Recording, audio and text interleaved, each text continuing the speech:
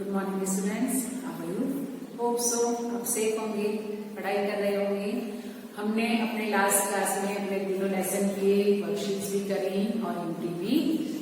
अब हम आगे के लेसन स्टार्ट करेंगे। लेसन 4, देश के नाम संदेश। स्क्रीन पे आपको कुछ दिखाई दे रहा है, लोगो टाइप। अब्दुल कलाम लिखा है, visit India. Abdul Kalam, doctor APJ Abdul Kalam, जो भारत के 11th प्रेसिडेंट, 11वें राष्ट्रपति रह चुके हैं। इसके अलावा इनको मिसाइलमेंट की तरह से भी जाना जाता है। आपने अगर इनके बारे में पढ़ा हो या इनके बारे में सुना हो, इनकी जीवनी भी है, इनकी बायोग्राफी, उसके बारे में आप पढ़ेंगे तो आपको इनके बारे में और कुछ भी बहुत कुछ बातें पता पड़ेंगी। बहुत सारी उपाधियां इनको मिली। इनको खाली वैज्ञानिक ही नहीं थे, खाली सिर्फ वैज्ञानिक ही पद मिली और वैज्ञानिक के पद पे रहे, ऐसा भी नहीं। इन्होंने देश के लिए, देश के विज्ञान को आगे बढ़ाने के लिए और देश के लिए बहुत कुछ किया। और उसी में इन्होंने देश के नाम भी कुछ संदेश दिया, देश के नाम मैसेज दिया है। वो मैसेज आपको इस लेसन में दिखाई देगा। और जो मैसेज इन्होंने दिया उससे हम जान सकते हैं कि इन्होंने किस तरह से देश को आगे बढ़ाने में सहायता की है और किस तरह हमको भी बताना चाहते हैं कि अगर आप भारत के सच्चे नागरिक हैं तो आपको ये बातें करनी चाहिए, अपनी बातों में ही अपनाना चाहिए। एक और पिक्चर देखते हैं इनकी।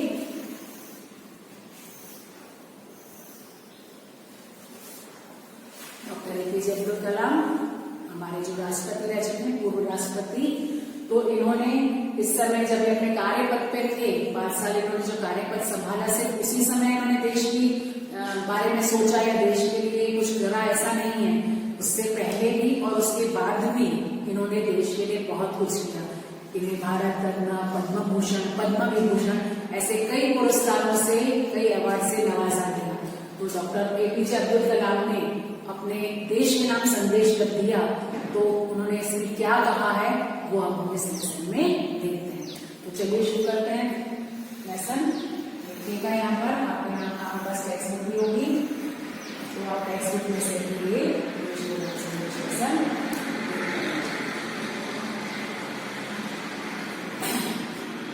पत्र के माध्यम से, इसमें से कहा कि पत्र के माध्यम से हम पहले के समय में कैसे हम एक दूसरे को समाचार पहुंचाते थे। कबूतर भेजे जाते थे, राजा लोग अपने दूत, अपने सैनिक मैसेंजर्स भेजते थे खबर देने के लिए, समाचार पहुंचाने के लिए। फिर धीरे धीरे चिट्ठियों का चलन आया, लोग एक दूसरे को पत्र लिखकर, एक दूसरे को पत्र के माध्यम से संदेश पहुंचाने लगे थे। धीरे धीरे टेलीफोन्स आए, STD पे जाकर या हमारे घर में लैंडलाइन नंबर्स होते थे, हम उससे अपने मित्रों को, सगे संबंधियों को समाचार पहुंचाते थे। अब तो धीरे धीरे उसकी जगह मोबाइल ले ली। मोबाइल में हम व्हाट्सएप मैसेजेस से और मैसेंजर से अपने मैसेजेस भेज सकते हैं। उसके अलावा अब और आसान, कंप्यूटर जब आ गया तो मेल के जरिए, नेट के जरिए हम अपने रिश्तेदारों को, सगे संबंधियों को किसी भी बात की खबर दे सकते हैं और उनसे खबर ले सकते हैं। तो पत्र के माध्यम से दूर बसे संबंधियों, परिवारजनों और मित्रों को अपनी बात आसानी से पहुंचा सकते हैं और सरकारी दफ्तरों में अपनी शिकायतें और आवेदन भी पहुंचा सकते हैं। पहले हमें कहीं कंप्लेंट करनी होती थी, जैसे हमें म्यूनिसिपैलिटी को कुछ लिखना है, कुछ अपील करनी है कि यहाँ लाइन्स, इलेक्ट्रिक की प्रॉब्लम है या पानी की सुविधा नहीं है, तो हम अपील कर, मतलब एप्लीकेशन लिखकर हम वहां जाके जमा कराते थे और फिर उसका रेस्पॉन्स जो भी मिलता था। लेकिन अब दूरभाष, मोबाइल आ गए हैं, टेलीफोन है, तार, ईमेल है, आदि के द्वारा भी ये काम होता है। लेकिन फिर भी पत्र का अपना एक विशेष महत्व है।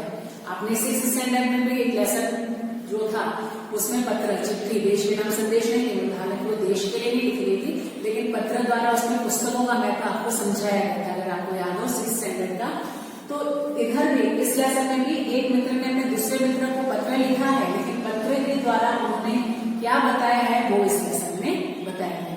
देश के नाम संदेश, आपने बोला नाम तो देश के नाम में संदेश दे रखे, तो पत्र का उससे क्या रहा, लेकिन उस पत्र में उसने डॉक्टर APJ अब्दुल कलाम ने जो संदेश दिया वो संदेश अपने मित्र को बताया है कि ये बात डॉक्टर ने बताई थी।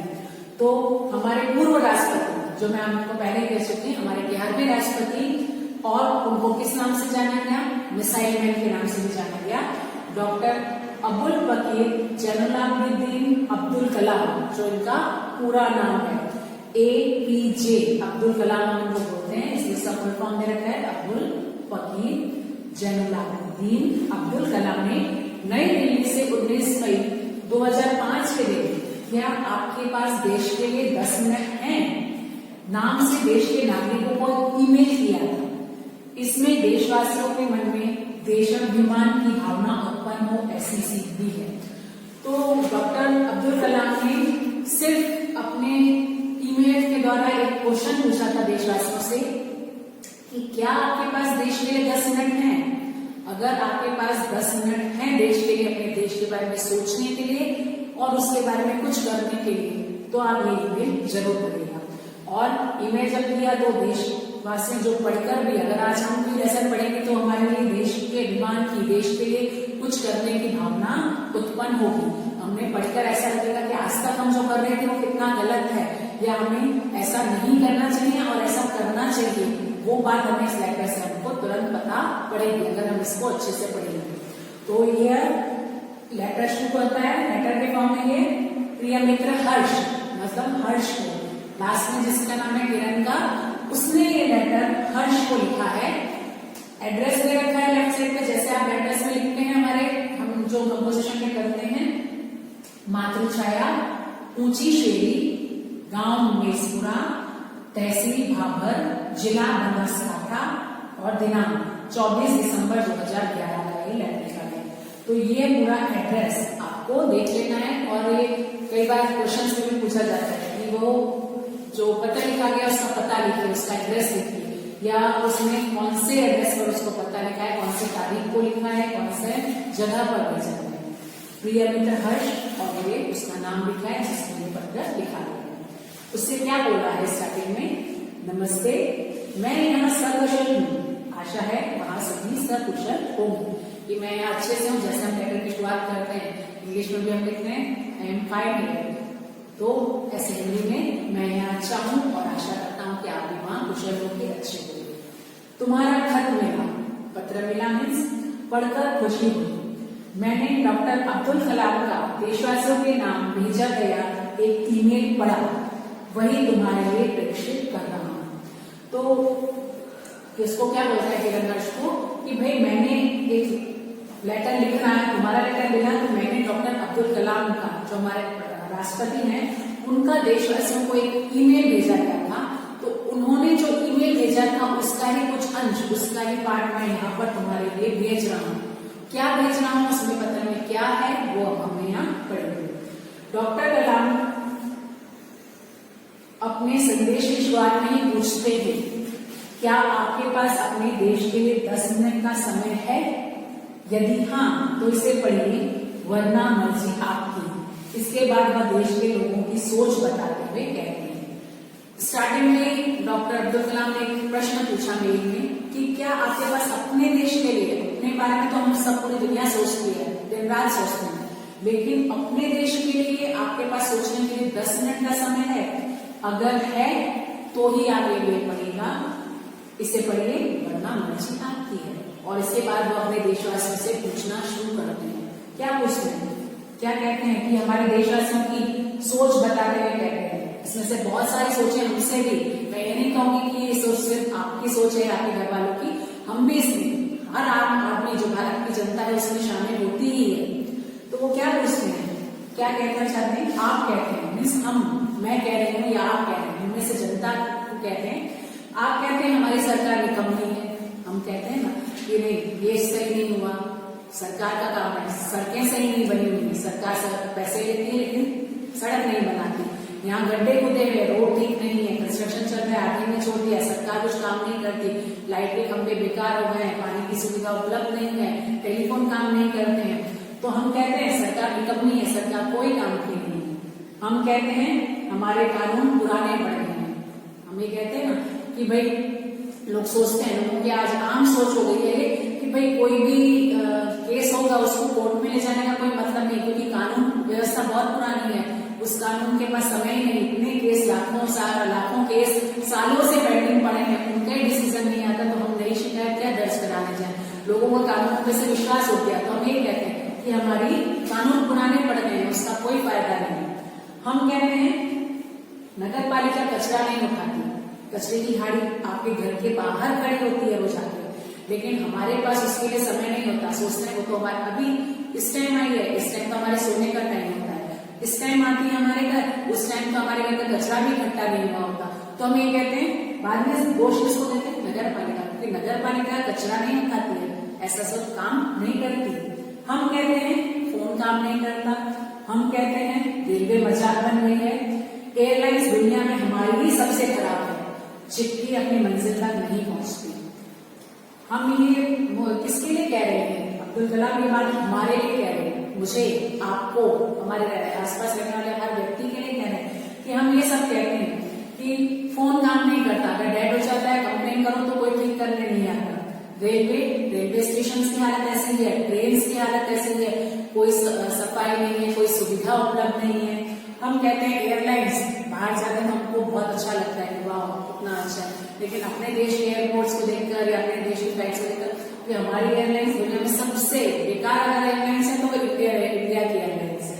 हम कहते हैं चिट्ठी हम पोस्ट करते हैं, लेकिन चिट्ठी अपनी मंजिल तक नहीं पहुंचती।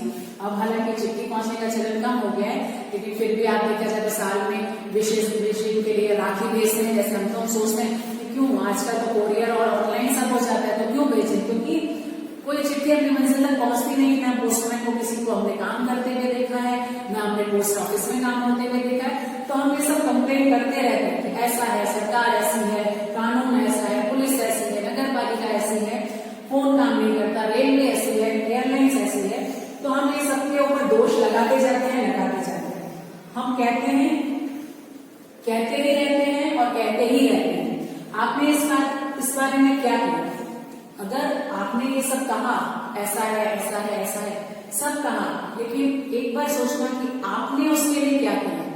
अगर सड़क कहीं अच्छी नहीं थी, अगर कहीं रास्ते में पत्थर पड़े थे, अगर कहीं रेलवे स्टेशन पे कचरा पड़ा था, तो आपने उसके लिए कुछ किया?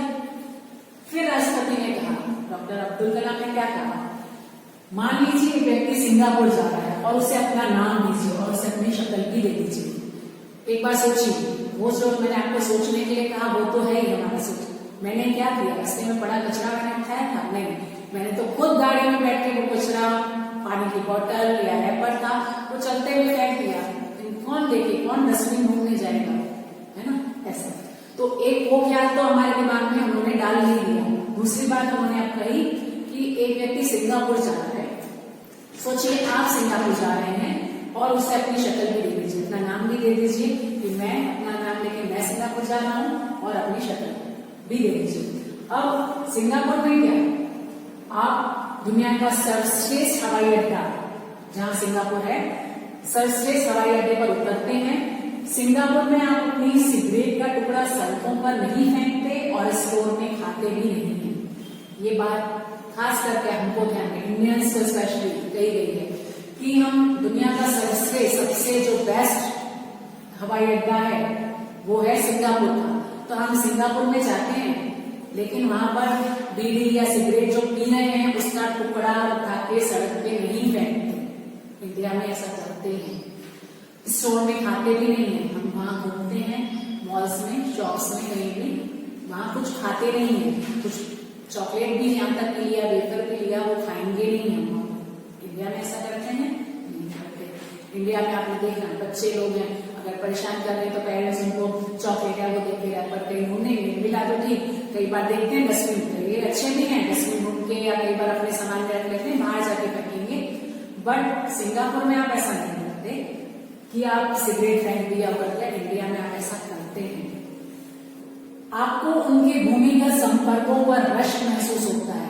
भूमिगत संपर्क अंडरग्राउंड जो बनी हुए हैं, अंडरग्राउंड ट्रेन चल रही है, बसेस चल रही है, अंडरग्राउंड पार्किंग है, उनमें आपको रश मीन्स ईर्ष्या होती है, जलन होती है। वाओ, अगर आप घूमने गए तो लगता है वाओ कितना अच्छा है, कितना अच्छा फैसिलिटी दे रखी है, सब अंडरग्राउंड चल रहा है, उनके ऊपर आपको जलन होती है। हमारे इंडिया में ऐसा नहीं है, हमारे इंडिया में ऐसा होता नहीं है, हो नहीं सकता। आप ये कंप्लेन करते हैं। आप शाम 5 से 8 बजे के बीच आचर रोड पर कार चलाने का टोल टैक्स तकरीबन 60 रुपए भुगतान करते हैं। आप जब शाम 5 से 8 बजे के बीच जब कार चलाते हैं तो उधर कुछ निर्धारित समय होगा, उस पर टैक्स लगता होगा, टोल टैक्स। वहां पर आप करीबन 60 रुपए का भुगतान चार्ज करते हैं, पैसे 60 रुपीज हुए तो आपको पे करना पड़ेगा। यहाँ पर हम सोचते हैं टोल टैक्स है, नहीं है, किराया क्यों आता है। पहले तो हम बार बार कंप्लेंट करते हैं कि बार बार हमको रुकना पड़ता है, पैसे देने पड़ते हैं, कई जगह कार्ड से होते तो कार्ड दिखा के निकल जाते हैं, और हम वो करते हैं कि भाई टोल टैक्स क्यों लेते हैं, गवर्नमेंट कुछ करती तो है नहीं, सड़क तो बनती नहीं है, ट्रैफिक तो इतना ही जाम रहता है, ट्रैफिक सिग्नल तो काम नहीं करते। तो वहां पर ये कंप्लेंट हम नहीं करते और भुगतान करते हैं। अगर पार्किंग में आपने निर्धारित समय से ज्यादा गाड़ी खड़ी की तो टिकट पंच कराते हैं, लेकिन आप सिंगापुर में कहते कुछ नहीं, कहते हैं क्या, अगर पार्किंग के लिए आपको 10 रुपीज 20 रुपीज, वो भी यहाँ तो कम, बड़े शहरों में आप जाते हैं, अहमदाबाद में जाते हैं, बॉम्बे, दिल्ली, तो पार्किंग एरिया है, सबसे पहली बात पार्किंग एरिया। उसकी बात की जाए तो जहां पर no parking, specially no parking होती है, वहां पर जरूर गाड़ी खड़ी होती ही है। अगर आपको लगता है गांधी में तो कहीं लिखा है नो पार्किंग, लेकिन पता है आपको कोई कुछ कहने वाला नहीं है तो आप अपनी गाड़ी वहीं खड़ी करेंगे, क्योंकि आपको पता है आपको कोई पेनल्टी नहीं लगेगी, चाहे तो पूरे दिन में आपकी गाड़ी वहां खड़ी है। बाहर ठीक है, आप अहमदाबाद जाते हैं, दिल्ली, बॉम्बे जाते हैं, कोलकाता जाते हैं, वहां पर नो पार्किंग में आपको नहीं खड़ी करने देते। जहां पार्किंग जोन होता है वहीं खड़ी करते हैं और वहां पर उसके लिए चार्ज होता है। तो निर्धारित समय होता है उस समय कि भाई आपको 1 घंटा खड़ी करी, 2 घंटे खड़ी करी, और आपको 30 रुपीज मतलब चार्ज देना पड़ेगा। लेकिन अगर उससे ज्यादा समय आपने गाड़ी खड़ी करी तो बाहर आपके देशों में, आपको सिंगापुर ही है, आपको टिकट मिलता है जिसका उसको वापस पंच कराना पड़ता है कि भाई मुझे इसका टाइम एक्सटेंड करना है, 2 घंटे से ज्यादा खड़ी रखनी है। लेकिन आप वहां पे कुछ कहते नहीं, वापस स्टैंड ओवर होने के बाद उसको पंच कराते हैं और उसको वापस से खड़ी करते हैं अपनी गाड़ी को। लेकिन इंडिया में आप ऐसा नहीं करते हैं क्या? अब्दुल कलाम मुस्लिम। दुबई में आप रमजान के दिनों में सार्वजनिक रूप से कुछ भी खाने का साहस नहीं करते। जिहाद में बिना सिर ढके बाहर नहीं निकलते। दुबई, आप में से कई लोग दुबई गए होंगे, खास करके रमजान का जो महीना आता है, जब मुसलमान लोग खास करके उसमें तीनों टाइम नमाज पढ़ना और वो रोजे रखते हैं। तो रमजान के दिनों में वहां पर ऐसा है कि सार्वजनिक रूप से कुछ नहीं खा सकते, मतलब पब्लिकली आप कुछ नहीं खा सकते, क्योंकि पूरा दिन लोग रोजा रखे होते हैं। वो शाम के बाद, शाम ढले, जब तारे उठते हैं, चांद निकलता है, उसके बाद उसकी अपना नमाज पढ़ के रोजा तोड़ते हैं और उस समय ही कुछ खा सकते हैं। लेकिन सिर्फ मुसलमान लोग, और बाकी पब्लिक तो खाती है इंडिया में तो, लेकिन दुबई में आप जाते हैं तो वहां पर सार्वजनिक रूप से आप कुछ नहीं खा सकते, भले आप हिंदू हैं या आप मुसलमान हैं, आप सार्वजनिक रूप से पब्लिकली कुछ भी नहीं खा सकते, क्योंकि उस समय रमजान चल रहा है और बाकी लोगों का रोजा रखा हुआ है, इसलिए आप पब्लिकली कुछ नहीं खा सकते। जिहाद में आप बिना सिर ढके बाहर नहीं निकलते। जिहाद में मुसलमानी लोग हैं, मुसलमानी जो औरतें हैं, मुसलमान लोग हैं, वो अपना सिर ढके बिना उस समय पर बाहर नहीं निकलते, मतलब घर से बाहर निकला तो उन्होंने सिर ढका हुआ ही होता है। नमाज भी पढ़ते हैं, वो करते हैं, तो उनका सिर बाकायदा ढका हुआ होता है। उस समय आपको ये नहीं पूछा जाता कि आप इंडिया से आए हैं, आप मुसलमानी है, आप इस्लाम फॉलो करते हैं या नहीं, आपको बाहर निकलना है तो आपका सिर ढका हुआ ही होना चाहिए। वॉशिंगटन में आप 55 मील प्रति घंटे से ऊपर गाड़ी चलाने की हिमाकत नहीं करते और पलटकर सिपाही से यह भी नहीं कहते कि जानता हूं मैं कौन हूं, मैं फला हूं और मैं फला मेरा बाप हूं। अगर आप वॉशिंगटन गए हैं तो आप 55 मीटर प्रति घंटा और अगर 55 किलोमीटर से ज्यादा गाड़ी नहीं चला सकते। इंडिया में आप 100, 110, 120 की भी गाड़ी चलाते हैं। आप जिसके साथ जाते हैं उसको बोलते नहीं है कि भाई स्पीड कम रखो, कभी भी कुछ हो सकता है। लेकिन वॉशिंगटन में आप नहीं कर सकते ऐसा। वॉशिंगटन में आप 55 से ऊपर की गाड़ी नहीं चला सकते। अगर चलाई तो तुरंत आपके ऊपर पुलिस कार्रवाई की जाएगी, तो आप ऐसा करते ही नहीं है। और अगर पुलिस वाला पकड़ भी ले आपको, तो आपको इंडिया है या हमारे शहर का ही या हमारी जान पहचान है, तो उसको बताते हैं, पहचानता है भाई मैं कौन हूँ, किससे बात कर रहा है, या तू जानता है कि मेरे फादर कौन है, मेरा बाप कौन है। लेकिन आप वॉशिंगटन में ऐसा नहीं कह सकते। ये अब्दुल कलाम। ऑस्ट्रेलिया और न्यूजीलैंड के समुद्र तटों पर आप खाली नारियल हवा में नहीं उछालते। हम जाते हैं यहाँ घूमने, गोवा गए, मांडवी बीच पे आए दिन हर मंथ हम आप लोग घूमने जाते हैं। गोवा जाते हैं घूमने, और बीचेस हैं जो यहाँ के द्वीप जाते हैं घूमने। वहां पर क्या करते हैं, खाली नारियल लेते हैं, पीते हैं, मतलब पीते हैं नारियल को और उसके बाद उसको हवा में उछाल देते हैं। ऑस्ट्रेलिया और न्यूजीलैंड के समुद्री तटों पर आप खाली नारियल हवा में नहीं उछाल सकते। क्यों? क्योंकि वहां पर उसके लिए भी पेनल्टी है। आप समुद्री तट पर जा रहे हैं लेकिन वहां पर समुद्र का किनारा गंदा करके वापस लौट आएंगे तो ये नहीं चलेगा। लेकिन आप इंडिया में ऐसा करते हैं, उसके बाद ऐसा होता है मांडवी का बीच बहुत गंदा है, मुझे तो जाने की इच्छा नहीं होती, तो गंदा किया किसने? अगर आप गोवा गए, गोवा का ये बीच अच्छा है लेकिन वो बीच में तो बहुत कचरा है, वो कचरा किया किसने? आप भी तो अपने साथ खाने पीने का सामान ले गए थे ना, आप भी तो अपने साथ नारियल आपने भी वहां पिया, मूंगफली खाई वहां बैठ के, वेफर्स खाए और सारा कचरा सारे वो खेलने के हिसाब से पानी में बहाया, वो वापस आया नहीं आया, पानी में ही रह गया, आपने परवाह करी नहीं करी। लेकिन ऑस्ट्रेलिया न्यूजीलैंड के समुद्री तटों पर आप ऐसा नहीं कर सकते क्योंकि उसके लिए आपके ऊपर चार्ज लगेगा, आपको लगेगा हम पे पेनल्टी लगेगी। टोक्यो में अब सड़कों पर पान की पीक क्यों नहीं थूकते? आप अगर जाते हैं, आप इतने विदेश घूमते हैं, टोक्यो गए आप, लेकिन वहां पर आपने पान खाया, कुछ भी जैसे आगे ब्रिटिश पीरियड का बताया था, वहां पर भी पान खाया, लेकिन यहाँ आपने चलते चलते देखेंगे कि जो लोग पान खाते हैं और देखते नहीं कि कहाँ कहीं भी रास्ता वहां पर कोने पर उन्होंने थूक दिया। तो टोक्यो में आप ऐसा नहीं करते, पान खा के उसकी पीक थूक नहीं सकते। बोस्टन में आप जाने योग्यता प्रमाण पत्र क्यों नहीं खरीदते? अगर आप यहाँ जा रहे हैं ये नहीं करते, लेकिन बोस्टन जाते हैं, इंडिया में आपको ये भी सुनने के लिए आता है, खास करके अगर नॉर्थ का है या बिहार जैसे स्टेट्स हैं उसमें तो खास करके ये बात सुनी जाती है कि भाई जाली प्रमाण पत्र, वहां के डॉक्टर्स थे वो जाली, मतलब उन्होंने पैसे देकर वो डिग्री खरीदी थी, जाली प्रमाण पत्र था, सर्टिफिकेट उनके पास रियल नहीं था, उन्होंने पढ़ाई करी नहीं करी, उनके प्लेस में किसी और ने एग्जाम दी, ऐसे सब किस्से इंडिया में सुनने के लिए मिलते हैं कि भाई ये प्रमाण पत्र, और कई वर्ष की नौकरी होने के बाद भी, कई एडमिशन होने के बाद भी पता पड़ता है कि उनकी आगे की डिग्री फेक है, सही नहीं है, रियल नहीं है। लेकिन बोस्टन में आप ये नहीं कर सकते, जाली प्रमाण पत्र वहां जाकर आप पढ़ाई करते हैं लेकिन आप ये खरीदते नहीं है, पैसे देकर खरीद नहीं सकते। और डॉक्टर कलाम आपको बीच बीच में याद दिला रहे हैं, जैसे मैं याद दिला रही हूँ कि मैं आप ही के बारे में बात कर रहा हूँ, सिर्फ आपके। तो हम कहते हैं, डॉक्टर कलाम क्या कह रहे हैं कि आप दूसरे देशों की व्यवस्था का आदर और पालन कर सकते हैं। आप वहां जाते हैं, आप सिंगापुर जाते हैं, वहां टोक्यो जाते हैं, बोस्टन जाते हैं, वाशिंगटन, दुबई जाते हैं, वहां की व्यवस्था बहुत कुछ अच्छा है तो उसको रेस्पेक्ट भी करते हैं और उसको रूल्स को फॉलो भी करते हैं, लेकिन अपनी व्यवस्था का नहीं। क्यों? आप अपने देश की व्यवस्था का पालन क्यों नहीं करते? भारतीय धरती पर कदम रखते ही आप सिगरेट का टुकड़ा जहां तहां फेंकते हैं।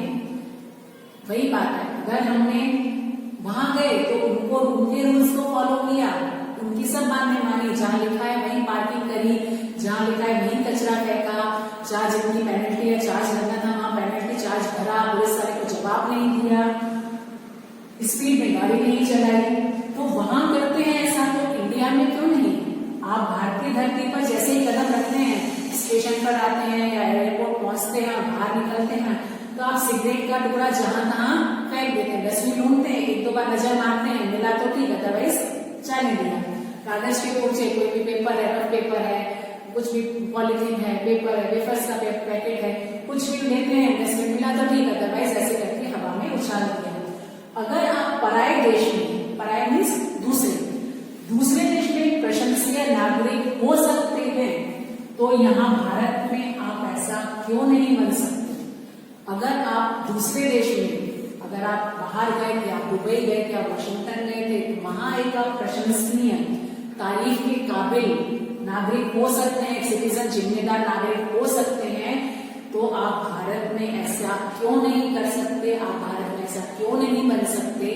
ये सवाल डॉक्टर अब्दुल कलाम का आपके लिए, मेरे लिए, हम पूरे भारतीयों के लिए, कि अगर हम बाहर ऐसा कर सकते हैं तो इंडिया में क्यों नहीं? तो बताया डॉक्टर कलाम ने ये सारी बातें। एक बार इन बातों को आप अच्छे से पढ़िएगा, आप इसका दोष किसको देते हैं एक बार सोचकर देखिएगा, कहीं ना कहीं इस व्यवस्था के लिए जिम्मेदार आप भी हैं या नहीं। उसके बाद आगे उन्होंने और भी कुछ बातें बताई हैं, उनको और क्या करना है और किस तरह सोचना है, ये हम नेक्स्ट पार्ट में देखेंगे। तब तक आप उतने तक आप अच्छे से पढ़िएगा। Okay, thank you, have a nice day, stay safe.